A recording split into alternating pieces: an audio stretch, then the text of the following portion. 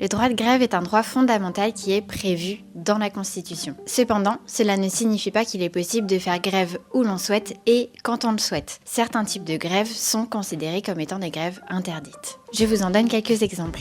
La grève surprise, c'est une grève qui s'organise alors que les organisations syndicales n'ont pas préalablement prévenu l'administration d'un mouvement à venir. Elle est interdite puisqu'en principe, avant toute grève, il est nécessaire d'adresser à l'administration un préavis de grève 5 jours francs avant son déclenchement. Ensuite, la grève tournante. La grève tournante est celle durant laquelle les agents se concertent et organisent un roulement afin de ne pas être positionnés grévistes tous en même temps. L'objectif est de faire durer le mouvement le plus longtemps possible. Par exemple, si au sein d'un établissement hospitalier sont en grève le lundi les aides-soignantes, le mardi les infirmiers et le mercredi les médecins, etc., cette grève à tour de rôle sera considérée comme étant illégale. On parle de grève perlée lorsqu'est organisée non pas une cessation du travail complète, mais simplement un ralentissement. Cela consisterait par exemple pour des sapeurs-pompiers de refuser de réaliser des tâches qui sont administratives tout en restant sur leur lieu de travail et en réalisant leur mission principale de secours. Dernière grève interdite, la grève purement politique. En principe, la grève doit être justifiée par des motifs qui sont professionnels.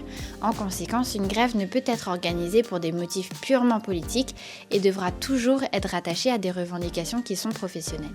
Par exemple, une organisation syndicale qui appellerait à soutenir une formation politique ou à contester un scrutin politique, municipal ou régional, s'engagerait dans une grève illégale.